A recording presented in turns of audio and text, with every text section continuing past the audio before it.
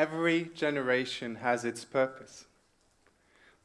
The young guy on this picture actually is not that young anymore. He's my father. And I like to think that in that moment, when that picture was taken, he was thinking of those big questions. And by that, I don't mean, what do I buy my girlfriend today as it's her birthday? Or how do I raise my kids? My father, he belonged to the so-called 68 movement, very famous in Germany, but also in other regions of the world, such as America. Now, what they did was they thought about how can we achieve a world without war? How can we achieve more gender equality? And yes, also, how can we raise our kids in a different way so that war doesn't happen again? Now, I don't know whether he succeeded with that.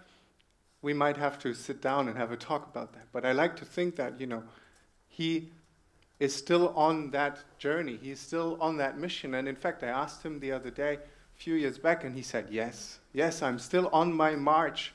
I'm still trying to achieve these aims that we set ourselves back then when I was young.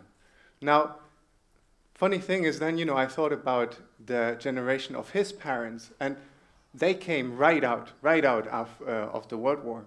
And what they did was they set themselves a very clear target. They wanted to reconstruct society, economy. They wanted to reconstruct their values, their integrity, if you wish.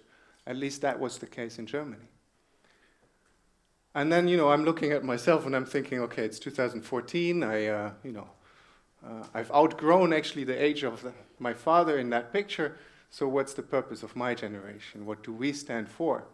And what will we be remembered for?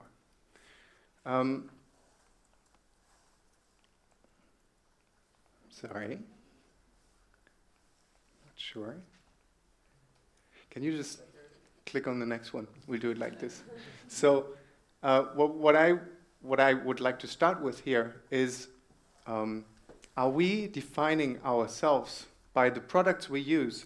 And accordingly, are these products defining the way we people are? And then later on, what kind of purpose we have in life? Or is it rather that the way we are as people is defining our purpose, and then accordingly, how we purposefully produce? Or even, do we know why we are as a purpose, and therefore we are producing what we want to produce in order to achieve that aim, to become such a people? And it is in that context that a group of friends and minds came together in what we call the project of our generation to discuss this and to figure out, you know, where do we stand as a generation? And I believe we are pushing frontiers. We are doing at least 4 frontiers right now as a generation. Before I go into that, I'd like to tell you that actually, in a way, I would like to compare this to the settlers of the Wild West. Because what they did, they were pushing, you know, they were pushing frontiers very bad. They expanded territory with some good and some bad consequences, but they really expanded territory and they created a new world. I believe we do the same today, but we are not expanding territory, we are expanding possibly humanity. In these 4 frontiers, first one, how we are as a community. Secondly, how we communicate and know. Fourthly, thirdly, how we perceive ourselves, who we are. And then, fourthly, actually how we make money. And let's stick with that last one for a bit. We understand, we might not act on it, but we understand that we are living in a world of planetary boundaries. And we start to produce accordingly in economies of scarcity. And I don't think it's a coincidence that actually the ideals of our generation, kind of the ideal employee situation, is the startup founder, or the social entrepreneur, or the IT nerd, or the designer. Because what are all these people doing? They are creating a lot out of very little. I think it's not a coincidence. It's also related to us asking what is value. Economic value, do we need that? what is value in our life, you know, what life-work balance and these kind of things. And we are asking these questions in a world of increasing complexity. And here it's so interesting because technology is allowing us to develop something that hasn't existed before. We are sharing our expertise, we are building our own knowledge, and then we talk about this, and in that way, knowledge explodes. It's crazy. We don't actually know how to manage that anymore, so we are wiser? No.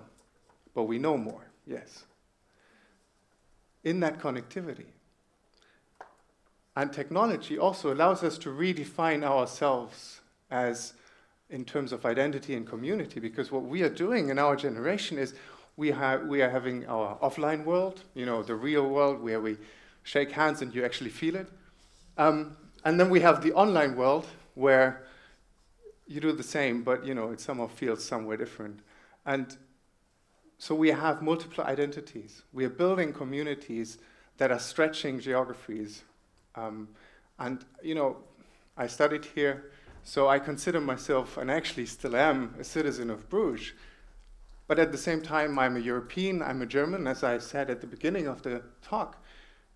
All these multiple layered identities, we had that, we knew about that already for a while. And now we have the online identities that are coming in addition to that. And the funny thing is, while we build all these different communities, we also change our feeling of belonging, and we're changing our feeling of what is considered to be private and what is considered to be public. We actually don't, you know, follow through on that debate fully yet, but this is what's happening right now. And then lastly, and I think this is really relating also to technology, we are changing what we consider to be human. Artificial intelligence is just around the corner.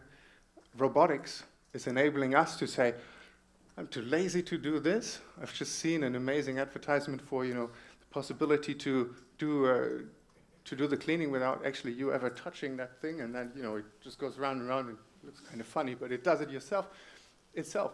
I don't have to do it. But more seriously, genetics and the ability to build prosthetics, it actually moves us closer to designing human and humanity. So here again, my question is, do we actually know what we are doing here? And is this part of the frontiers that we wanted to push? So in a bit of a pre-summary, what we're seeing here is that I think we are pushing, as a generation, we are pushing at least 4 frontiers and boundaries. Scarcity and value creation, identity and community, humanity and technology, and complexity and connectivity. And there may be many, many more. But at least these 4, I think, are happening today. So my plea is, let's acknowledge that this is happening. Let's start owning it, because it's happening.